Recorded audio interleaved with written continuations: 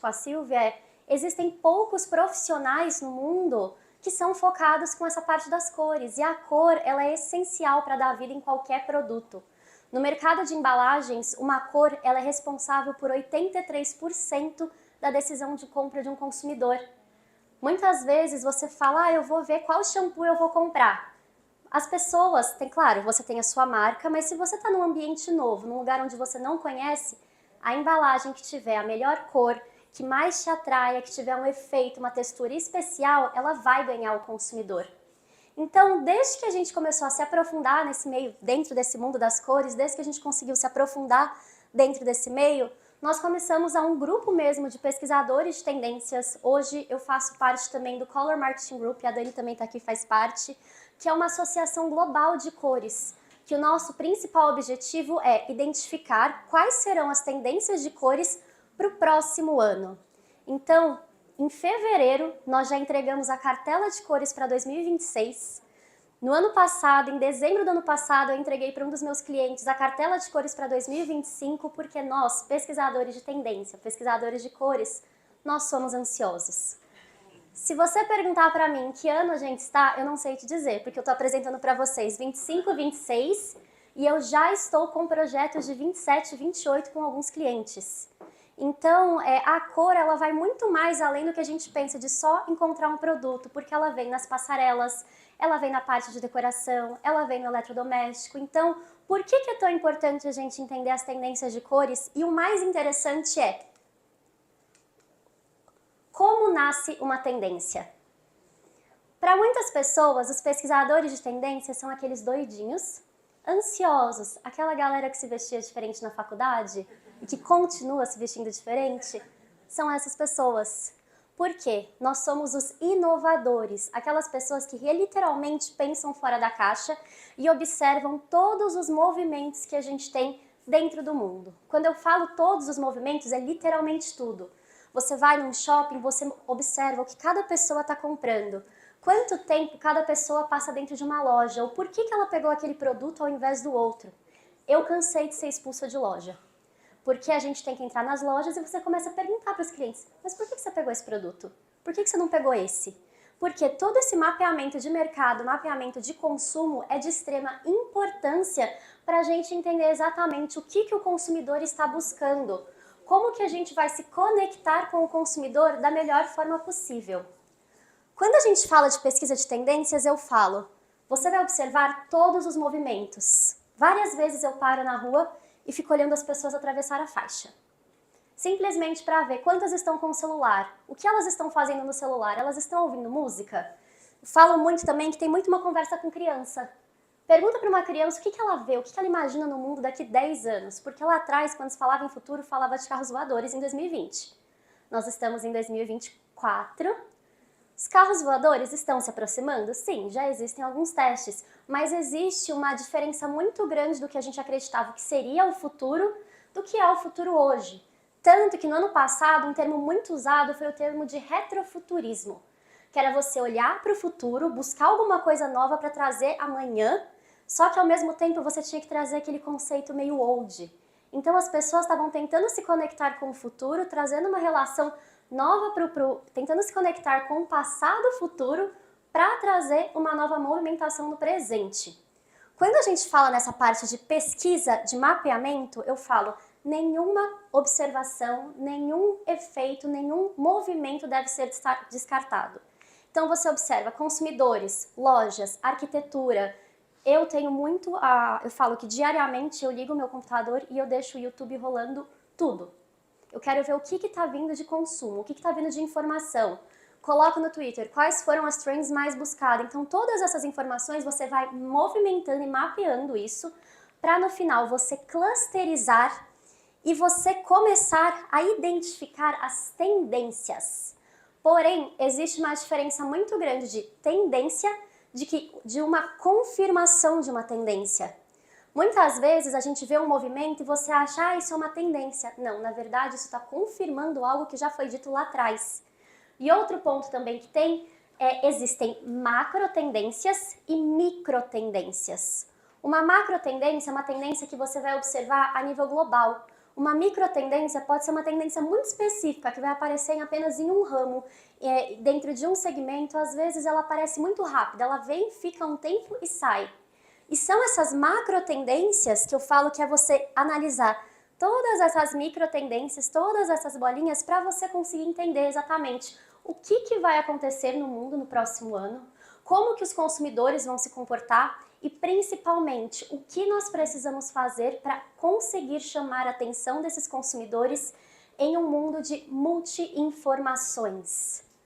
Hoje, a gente vive nessa competição diária, porque a gente tem informações, informações de rápido acesso nas redes sociais, a gente tem qualquer informação, hoje você digita no Google, você consegue acessar. Eu falo que para nós, criativos, nós estamos vivendo agora talvez nos momentos mais delicados, encontrando com o nosso maior inimigo, que é a inteligência artificial. Quantas pessoas não se julgam designers, arquitetos ou especialistas agora, depois de simplesmente colocar um texto no AI e pedir para fazer? Quantas profissões foram ameaçadas nesses últimos anos por conta desse avanço da tecnologia? Mas aí eu posso falar para vocês uma coisa que, assim, que tranquiliza o meu coração. E quando meu pai me perguntava, mas você vai continuar nesse mundo de tendências, de cores? Agora ninguém mais faz isso. Existe algo que AI e nenhuma inteligência consegue fazer, que é capitalizar as emoções e os sentimentos dos seres humanos. Então isso é algo que é o que nos difere das máquinas e tudo aquilo que nos torna humano. Sentimento, emoção, empatia, afeto. E se você buscar nas principais ferramentas de tendências para 2026, todo o foco dele está voltado para o ser humano. Tem sempre uma conexão com tecnologia, sustentabilidade, empatia, inclusão, diversidade, mas sempre voltando para o centro humano. Por quê? Durante a pandemia, a gente teve uma evolução das tendências, isso foi a nível global. Eu falo que até para nós, pesquisadores de tendência, a pandemia ela teve um lado positivo, porque o mundo parou e as regiões conseguiram se igualar em relações a tendências, porque todo mundo estava vivendo aquele mesmo sentimento. Então, em 2020, lockdown, 2021, lockdown, as coisas não estavam acontecendo. Então, hoje, você vê muitas coisas que até então a América Latina era considerada 3 anos atrasadas, hoje a América Latina está levando muita tendência para fora. Ou hoje a América Latina está tão inovadora quanto uma América do Norte, uma Europa. Um amigo meu, ele foi na Semana de Milão e eu pedi para ele, me manda um relatório, me manda com fotos. E ele me falou, Carol, muitas coisas lá estavam tentando conectar de certa forma com o Brasil. A própria questão da Amazônia é muito forte. E isso é algo que já vem falando aí dentro de eventos de inovação, de tendências. Em 2022 eu fui para Dubai e eu fui naquele Museu do Futuro. E eu falei, gente, vamos ver o que tem nesse museu, o que acontece de tão diferente. Eles tinham uma sessão toda de AI, que era para simular a Amazônia e explicar sobre todos os problemas climáticos que tinham em relação ao desmatamento. Então, de certa forma, hoje a gente pode ver a nível global, claro que depende muito de cada região com a sua evolução, mas hoje a gente vive um cenário onde a gente consegue encontrar macro tendências na mesma, eu falo dentro da mesma caixinha, não na mesma velocidade, mas a nível global. Falando de 2025, 2026, eu trouxe aqui alguns dos principais temas para falar para vocês muito rápido, porque o nosso foco mesmo são as cores. Mas para chegar nessa paleta de cores, a gente precisa entender o consumidor, entender o que vai acontecer. Como que funciona um processo de criação de uma cor, um processo de criação de material de tendência? Primeiro, a gente faz uma clusterização de todas essas mini tendências, faz uma análise, pesquisa, é um trabalho aí de cerca de 6 meses.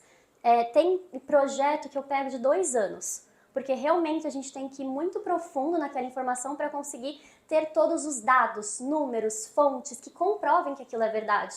Não é simplesmente falar, eu acho que a gente vai falar sobre inteligência artificial em 2025 porque eu acho. Não, existem dados, números e fontes que comprovem.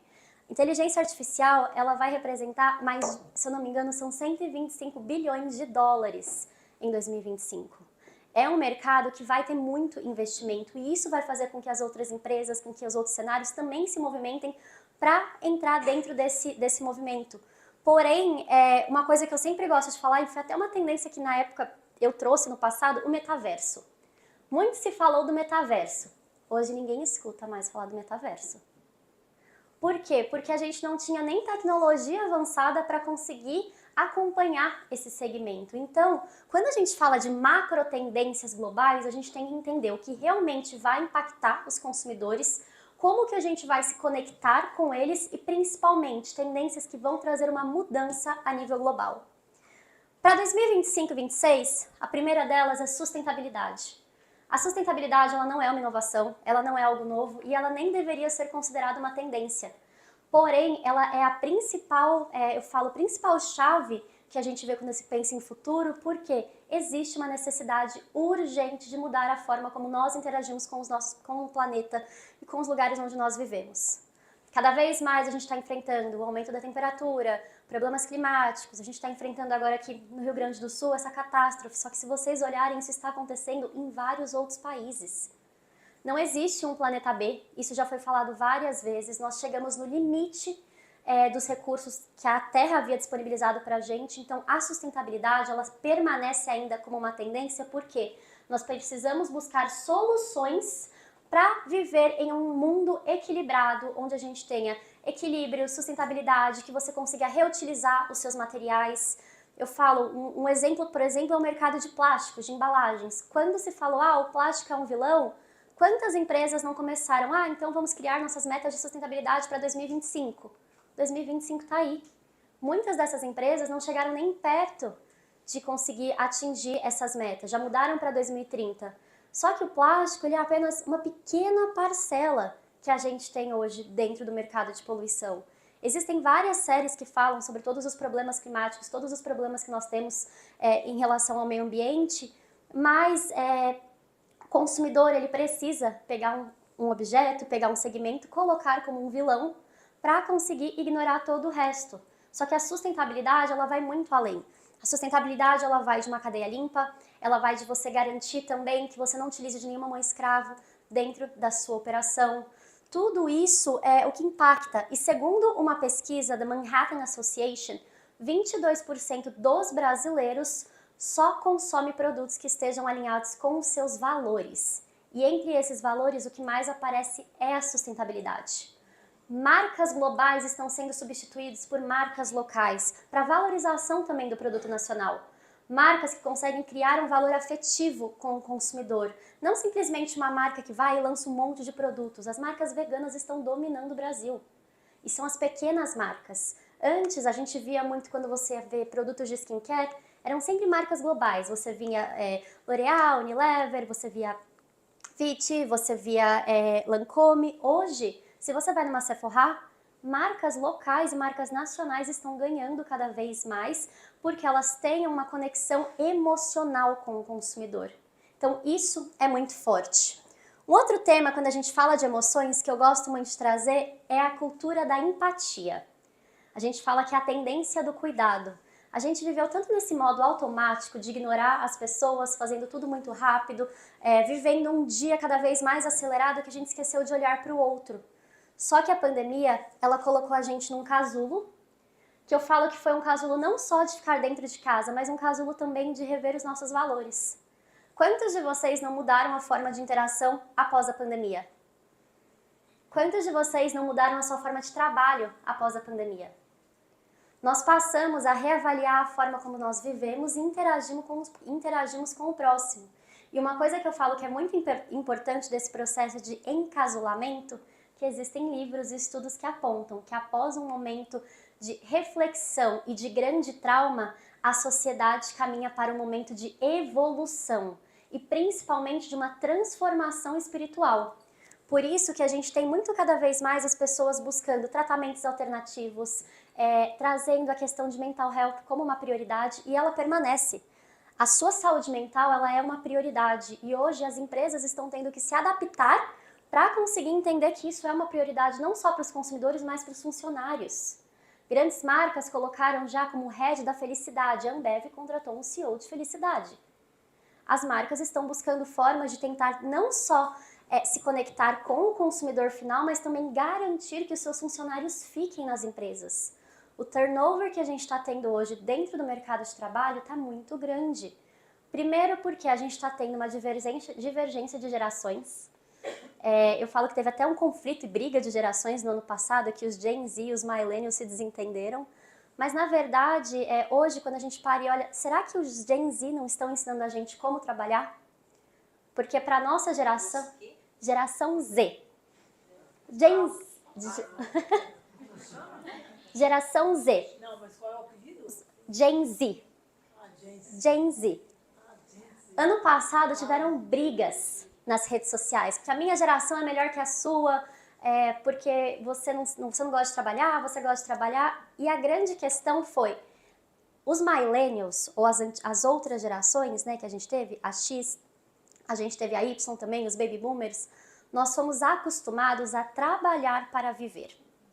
A nossa vida era só trabalho, trabalho, trabalho, porque você precisava crescer na vida, você precisava chegar em algum lugar. A mulher, então, ela tinha aquele peso, eu preciso ser mãe e gerente, eu preciso gerir uma casa tudo antes dos 30, porque o 30 era a idade que amedrontava muitas mulheres.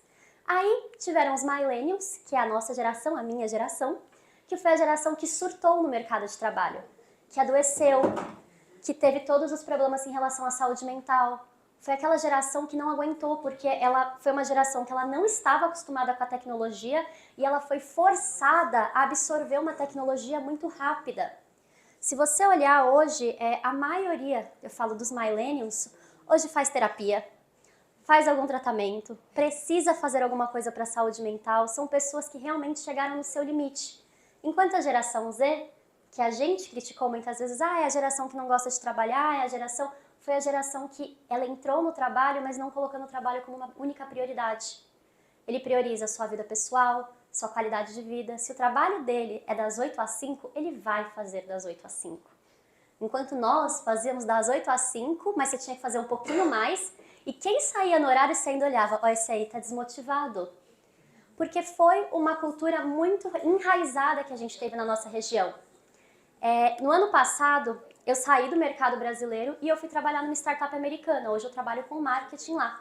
Tanto que eu cheguei de viagem segunda-feira, falei pra Silvia, olha, chego, dá tempo, consigo fazer a partir de quarta. E o americano eu falo, gente, não existe profissional no mundo igual o brasileiro. O brasileiro, você pode dar o maior desafio no mundo, ele vai resolver, ele vai fazer. Tanto que a minha empresa, nós somos uma startup americana com quase 400 brasileiros. Por quê? Porque a gente resolve, dá um jeitinho em tudo. O americano, ele trabalha das 8 às 5. E se você pede alguma coisa pra ele e não tá dentro da caixinha dele, ele vai falar, desculpa, isso não é comigo. Ele não vai nem atrás de tentar te falar quem é a pessoa, você tem que se virar. Só que quando você para pra pensar, eles estão fazendo do jeito certo, porque eles não adoeceram igual o brasileiro. O Brasil é o terceiro país na classificação geral com maior índice de depressão e ansiedade. O brasileiro e a América Latina estão doentes. Os médicos da América Latina são os médicos mais esgotados do mundo. A quantidade de profissionais de saúde que se ausentaram depois da pandemia e não conseguiram retornar é muito grande. Eu estava conversando com um amigo que ele tem uma conhecida que trabalhou na McKinsey, aquela empresa de consultoria. Fez carreira lá 30 anos, até que ela desenvolveu epilepsia, por conta de estresse do trabalho. Então a gente chegou tanto no nosso limite que hoje, quando você fala, mas e o futuro? A primeira coisa que aparece é o ser humano, cuidando de humano e principalmente com foco em qualidade de vida, bem-estar e saúde mental.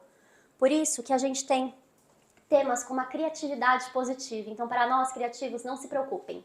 Nós não seremos substituídos por máquinas, nós não seremos substituídos por AI, porque não existe nada que consiga substituir a empatia do ser humano. Cada vez mais as pessoas estão buscando até mesmo terapias com a arte para se reconectar com os seus ancestrais. Uma coisa que a gente tem muito forte, e é uma das tendências assim que eu mais gosto, é a economia prateada. Pouco se fala, mas hoje a economia prateada, que são as pessoas que têm mais de 60 anos, são as pessoas que mais movimentam a economia global, porque são as pessoas que têm dinheiro. São as pessoas que realmente conseguiram fazer dinheiro e hoje estão conseguindo aproveitar a vida. Muitos deles ainda continuam no mercado de trabalho, porque lá atrás você falava, 60 anos, já virou avô, vou ficar em casa, não vou fazer nada. Não, gente, o cenário mudou. As pessoas trabalham hoje até 70, 80 anos. E essa economia muitas vezes foi esquecida por algumas marcas. Eu li um artigo que era falando inclusive sobre falando sobre o quanto eles estão investindo, inclusive, no mercado de sex wellness, que eles são ativos sexualmente.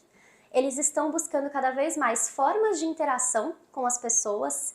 Existem hoje comunidades para a terceira idade em alguns países, como Estados Unidos, Noruega, que é para eles formam um condomínio mesmo para que eles possam interagir. Estão consumindo e estão dando trabalho para marcas de belezas, porque nas campanhas eles não se sentem identificados. Se você pega um produto de beleza, a letra é tão pequena que nem a gente consegue ler o que está escrito. Então as marcas estão se movimentando também para conseguir ter produtos mais acessíveis para essa geração, porque é a geração que ainda consome. A nossa geração é uma geração que não quer criar vínculo, então não queremos comprar casa agora, não queremos comprar carro agora, estamos nos desapegando de bens materiais. Eu falo, gente, se eu precisar mudar de casa, eu mudo. Meu pai fala, mas e as suas coisas? Vendo? A gente não tem mais aquele apego emocional que as antigas gerações tinham. Então, muitas vezes a gente perde tempo focando a nossa energia com as novas gerações, quando os nossos consumidores fiéis estão nas gerações mais tradicionais.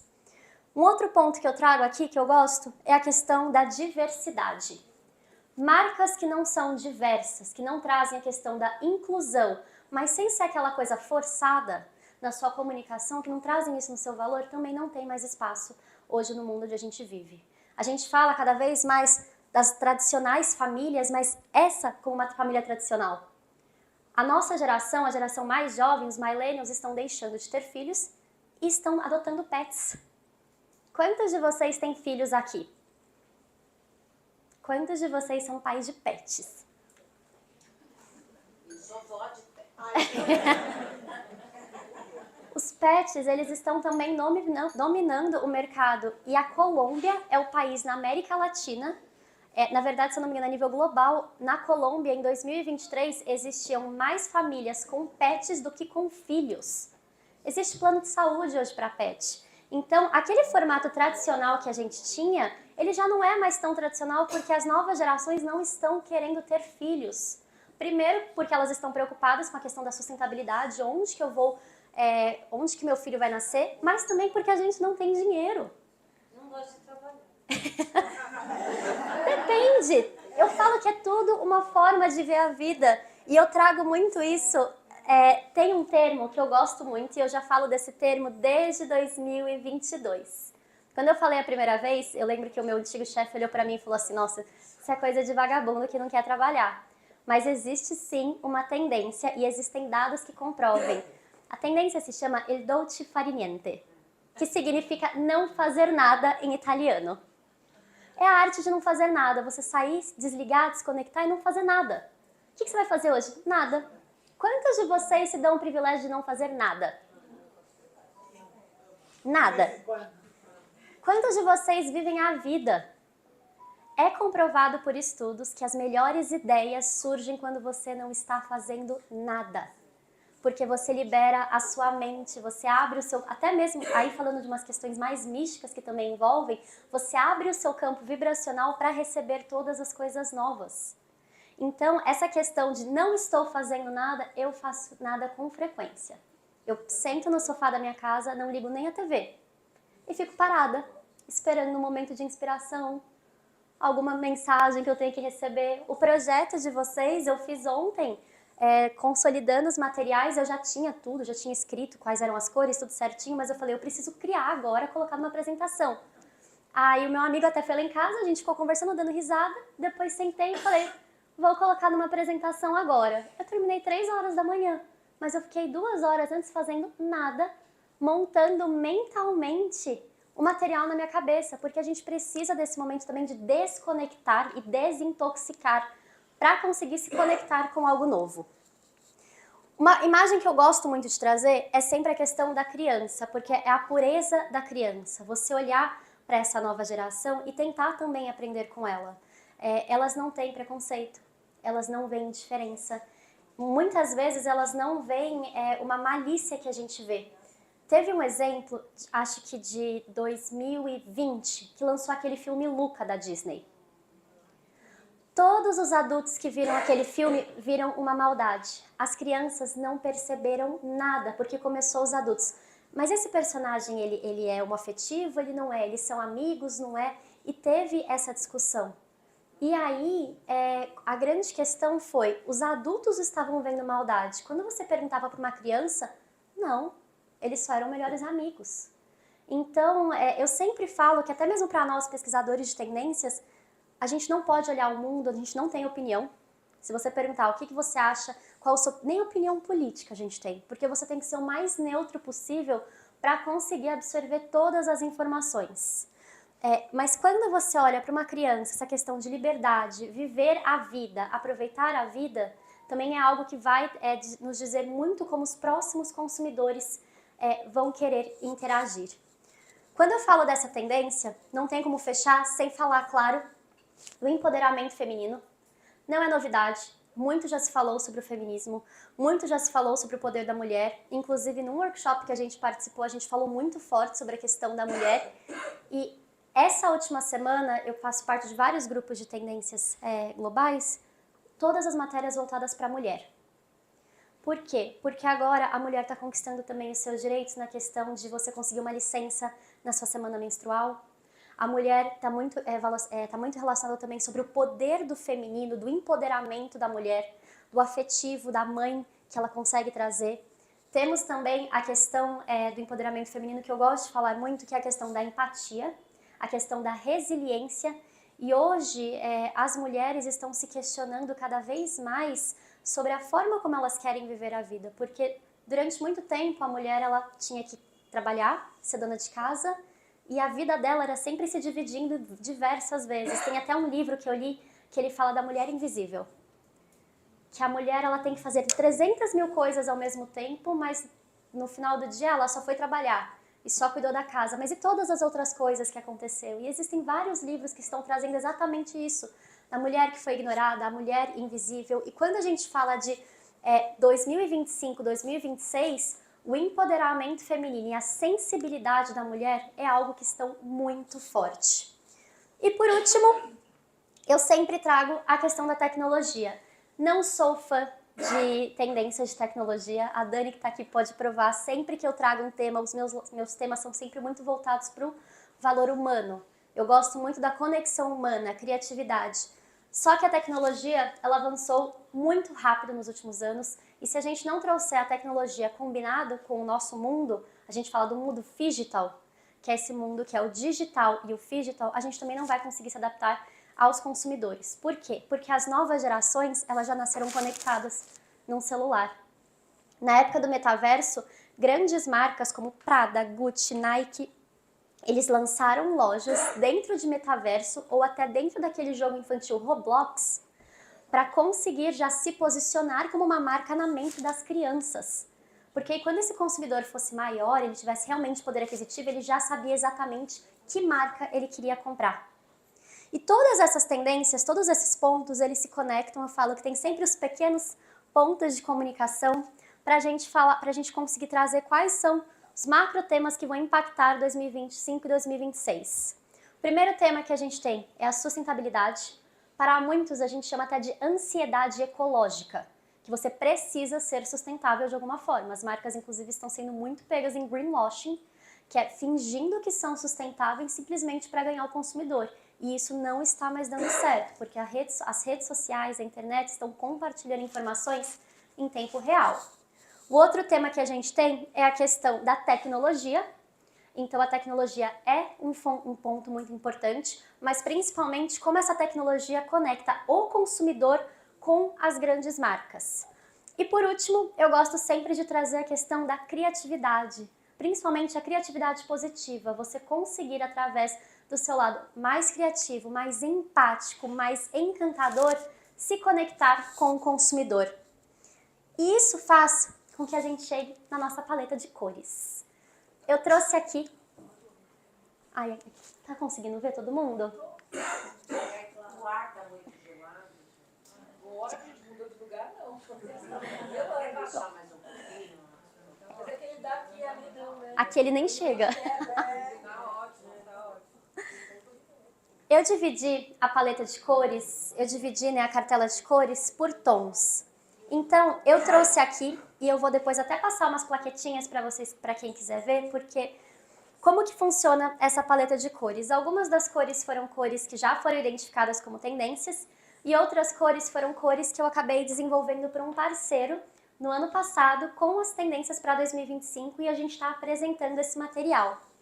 Sempre quando a gente cria uma nova cor, a parte mais incrível é você selecionar o nome dessas cores, essa viagem que você faz. Então é onde a gente pode sair da caixinha. A gente tem tons amarelos e laranjas, e uma coisa que eu gosto sempre de falar, por que eu trouxe o amarelo e laranja primeiro para a América Latina? Tons amarelos e alaranjados são as cores favoritas da América Latina, porque são cores que retratam felicidade, otimismo, liberdade, e é isso que a gente tem muito dentro da nossa raiz. Eu falo que o povo da América Latina, nós somos resilientes, nós estamos sempre buscando não uma luz no fim do túnel, mas sim uma nova janela aberta. A porta fecha, a gente vai na porta do lado. Por isso que o espírito latino-americano é muito de inovação, otimismo, felicidade. E essas são sempre as cores, amarelos e laranjas são sempre as cores mais trabalhadas na nossa região e mais buscadas. Durante, acho que os últimos 2 anos, né, Dani, a gente teve como Key Color no Color Marketing Group, amarelos e laranjas para a América Latina, porque é como o nosso povo, como a nossa região se identifica. Eu gosto muito, eu trouxe 2 cores aqui que eu consigo passar, que quando eu faço o processo de desenvolvimento de cores, eu falo que assim, a tela, ela nunca é o suficiente, né, gente? Até mesmo porque a gente trabalha com Pantone, RGB, CMYK, mas quando eu vou passar para uma embalagem ou para o mercado de plástico, eu falo, eu quero um amarelo, mas não é só um amarelo. É um amarelo de um nascer do sol ou um dia ensolarado de verão, que quando a pessoa esteja fazendo seu exercício de yoga, ela sinta essa sensação. Então a primeira cor que a gente trouxe, por exemplo, é o Namastê, que é um amarelo fechado. Eu vou deixar até aqui para quem quiser. Esse nome é de que cartela? Da minha cartela. Todos os nomes são de criatividade autoral. Tem uma viagem em alguns deles. Obrigada, Silvia.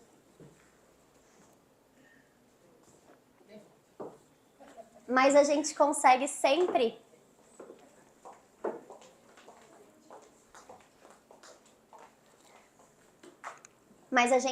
tem também marcas, por exemplo, a Cher Williams tem a cartela deles. Essas cores, quando a gente cria a nossa cartela de cores, nós temos... Olha, eu não contei no total, mas assim, com certeza tem mais de 30. Porque eu fui dividindo por categorias de cor, eu não contei o total, para ser muito sincera.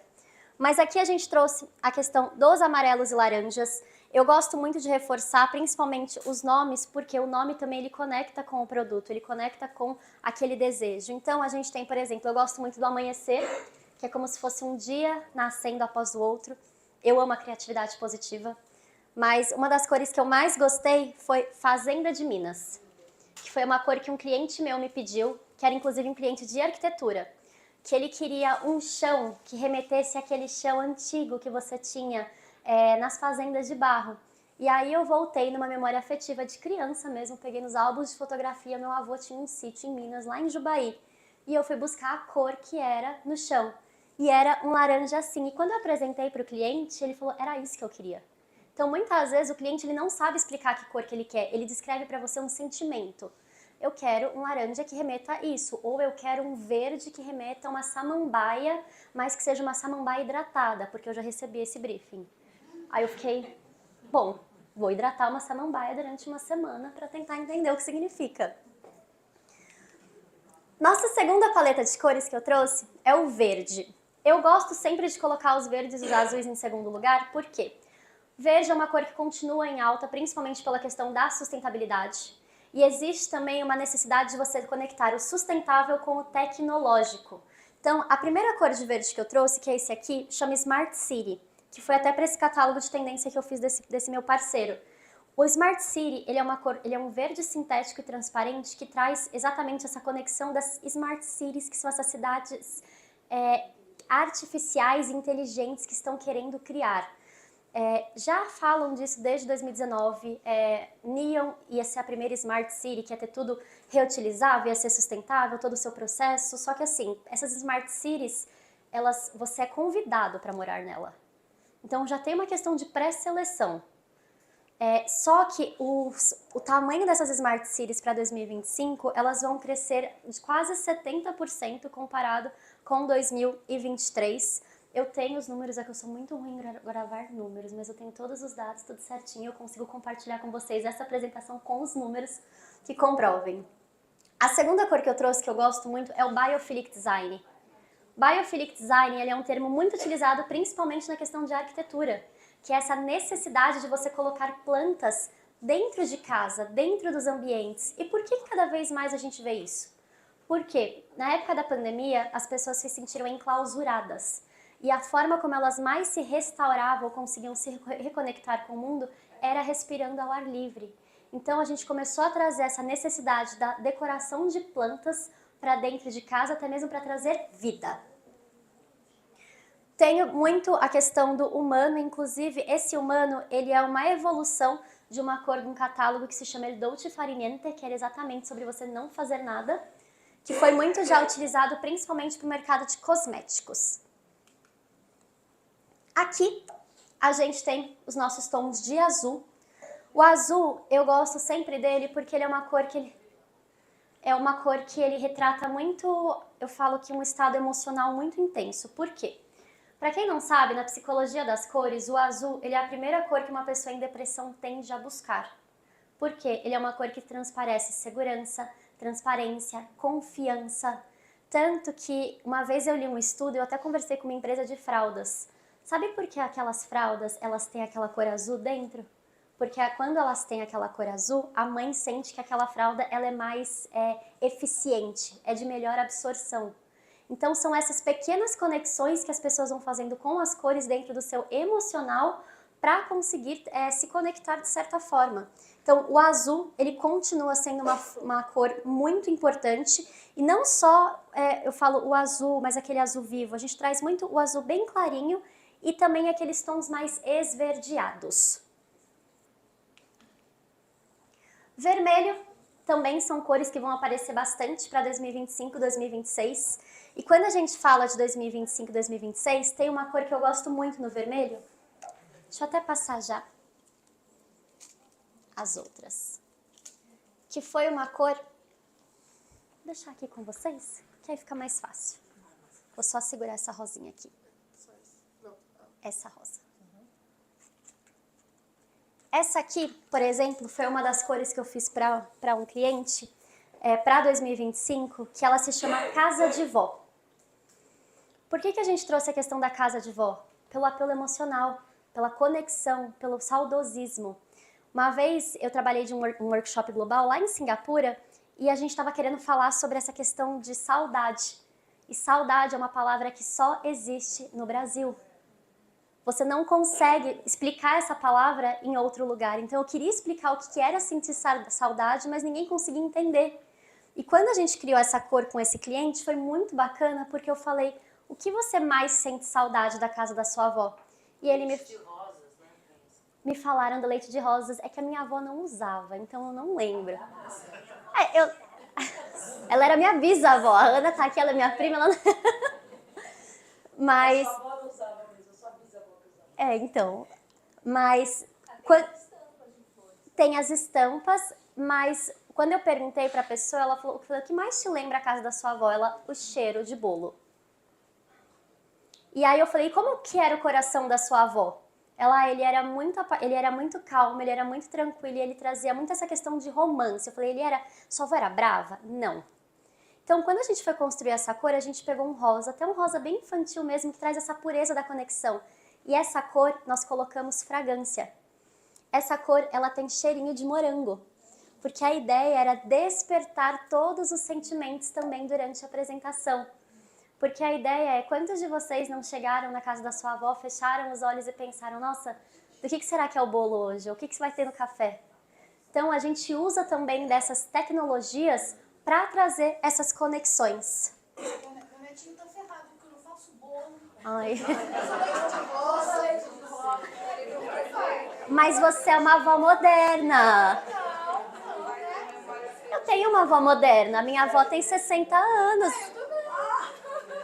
A minha avó, ela vai pra festa comigo. Eu tenho 2 tipos de voz. Eu tenho a minha avó tradicional e eu tenho a avó moderna. E é um máximo ver esses 2 mundos. Cores que eu acho muito importante, eu sempre trago para 2025, na verdade, e que eu gosto de reforçar 2025 e 26. Cores essenciais, tons violetas e lilás. Por quê? Essas cores estão relacionadas ao nosso lado místico, espiritual, transmutar, transcender. Então, tudo isso vai ser muito importante e vai chamar a atenção dos consumidores. Não necessariamente em uma parede, em algo grande de destaque, mas em pequenos objetos e principalmente na conexão com a natureza. A gente percebe, a hora que eu vi essa ametista aqui, eu já fiquei apaixonada, porque cada vez mais as pessoas estão trazendo os aspectos da natureza também. Ai, maravilhosa! A ametista é a pedra que se transmuta. Exatamente, é a pedra favorita. Eu tô cheia de ametista. Mas é exatamente essa necessidade de você se conectar com o seu lado espiritual, não somente o seu lado pessoal. E por último, que trazemos também, eu sou uma pessoa que gosto mais de cores, mas eu sempre gosto de trazer também a questão dos cinzas e neutros. E a cor que eu quero destacar dessa paleta, ela se chama macramê. Macramê foi uma cor que a gente desenvolveu para o nosso cliente, que ela utiliza como resíduos fibra de coco, que ela traz exatamente o conceito de você reutilizar algo que seria descartado na natureza para trazer essa conexão com o natural. As pessoas estão desesperadas para ter essa conexão da natureza em casa, elas estão buscando. E até, inclusive, foi um projeto que eu fiz para um cliente há muito tempo atrás, ele utilizava quinoa para fazer um creme. E ele não sabia o que fazer com a casca de quinoa. A gente colocou a casca de quinoa no processo porque isso não atrapalha na reciclabilidade do produto para trazer um aspecto natural, porque o cliente ele busca também isso no produto quando ele vai comprar. Ele quer olhar para aquilo e falar, realmente isso tem um aspecto natural. Não adianta você fazer às vezes um produto que é mais sustentável, só que você não trazer esse aspecto, porque o consumidor, infelizmente, ele ainda tem aquela mentalidade do papel reciclado ter uma coloração mais bege, ele é um pouco mais encardido. E se você for olhar, inclusive nos produtos de plásticos que são descartados, que são reciclados, eles também têm esse apelo um pouco de ser um pouquinho mais amarelinhos. Tanto que essa plaqueta, ela foi feita com plástico reciclado e ela traz exatamente esse conceito de você reutilizar materiais que seriam descartados, dando uma nova vida e se conectando com a natureza de certa forma. Porque, como eu comentei, a grande questão da sustentabilidade não é simplesmente a sustentabilidade como uma tendência. Como a gente vai conseguir construir, eles chamam de cidade equilibrada, mas na verdade, como a gente vai conseguir construir um mundo equilibrado que conecte o ser humano, o ambiente, a natureza, os animais, mas que a gente possa viver de forma segura, em perfeito equilíbrio e harmonia, respeitando todos os envolvidos. E essa é um pouquinho das tendências, tentei trazer para vocês, eu falo que é uma apresentação que a gente fala aí por horas. Agradecer também os meus parceiros, que eu tenho o pessoal da Cannabis em Foco, que é uma plataforma de tecnologia de cannabis que está voltando muito para essa questão de saúde mental. Então, o objetivo dela é conectar médicos, laboratórios e pacientes para ajudar nesse processo. A Terra Engenharia, que são meus clientes e parceiros e aceitam todas as minhas maluquices, assim, semanalmente. A Supracolor, que desenvolveu essas plaquetas e disponibilizou, e inclusive falou que se quiser compartilhar também o material deles inteiro com vocês, eu posso compartilhar. E eu trouxe também no final a Amanda Psolati, porque no meu processo de transformação e de evolução espiritual, eu adoeci por conta do mercado de trabalho em 2022, cheguei no meu limite, me esgotei, 15 quilos abaixo do peso, assim, eu falo que literalmente eu me esgotei. E aí, em 2023, eu conheci a terapia holística. E aí, uma coisa que eu também fiz para me ajudar nessa questão de mapeamento de consumo, eu me tornei terapeuta em Theta Healing. E o objetivo disso, além da minha questão da minha evolução pessoal, foi para ajudar a mapear os consumidores. Já teve vezes que eu fiz reunião com o cliente, parecia uma sessão de terapia, porque o cliente até chorava comigo, contando dos problemas, falando da vida. E às vezes as pessoas estão tão esgotadas, tão cansadas na correria, que você precisa conseguir pegar esses pequenos detalhes para conseguir construir um projeto mais pessoal, que conecte, que realmente reflita aquela marca e que principalmente conte a história que aquela pessoa quer passar. E é isso. Muito obrigada. Boa noite a todos. Obrigada a você, Carol, mas deixa eu te fazer uma perguntinha. Todo esse material que você está compartilhando com a gente, as cores, eles já estão em andamento, né? Pelo que você me falou, já estão em desenvolvimento, Já, né? todas. E isso está indo para que tipo de indústria? Porque como é que a gente vai ver isso impactando aí os produtos que a gente especifica? Quando... cerâmica, Eu consigo falar sem. tinta, Meu tom de... consegue? Consigo. Todo mundo me escuta, né? Detesto o microfone. Quando a gente fala para a questão de... Eu sempre falo que as tendências de cores, elas seguem um ciclo. Você observa primeiro na passarela de moda, que é onde vem muito forte, depois ela passa para decoração. Quando ela passa para decoração, você começa a observar primeiro nos small appliances, que são aqueles objetos menores, porque é fácil de você trocar em casa. Então, às vezes, um acessório, um detalhe. Mais para frente, eles entram na parte de pintura. Eu tenho aqui dessas cores 5 que já estão sendo trabalhadas por empresas de tintas, inclusive já em fase de desenvolvimento. Uma outra coisa que eu sempre gosto de falar sobre a questão das tendências é: quando a gente fala de tendências de cores para a América Latina ou global, o público da América Latina é muito diferente do público geral. A América do Norte, você consegue ter uma paleta de cores exclusiva para a América do Norte. Eu já fiz para a América Latina 5 paletas diferentes, porque a Argentina tem uma forma de consumo, o Chile muito específico. Eu falo que o Chile, para mim, é o meu cliente mais desafiador, pela diferença mesmo de conseguir trazer essas cores para eles. O Brasil, você consegue extravagar e gritar em cores, só que o problema do Brasil é que o Brasil é muito grande. Então, quando a gente vai falar dessas tendências de cores no Brasil, tem até mesmo uma demora. Eu já tive projetos de tendências de cores pro Brasil, que eu já tive uma diferença de 6 meses de uma região para outra. E por incrível que pareça, uma região que lançou na frente foi a região do Norte, porque eles aceitam cores mais vivas, é um público que está acostumado. Quando a gente fala aqui em São Paulo, a gente ainda está empurrando essa questão de tentar trazer uma cor para o ambiente. Tem essa questão também de ter ambientes mais minimalistas, porque o consumidor ele já está cansado também daquela poluição externa.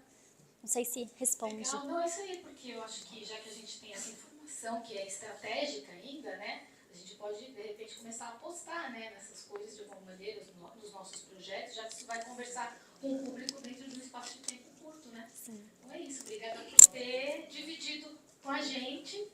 E eu quero ver as amostras, quero ver com a mão, tá? Não chegou até aqui, eu quero ver com a mão. Se alguém quiser fazer uma perguntinha para a Carol, que a gente já está saindo para o nosso networking, e né? coquetel. A gente tem um horário. Quer encerrar? Convido a todos para participarem amanhã também, nosso último dia de tendências, daqui 2 meses as outras semanas, né?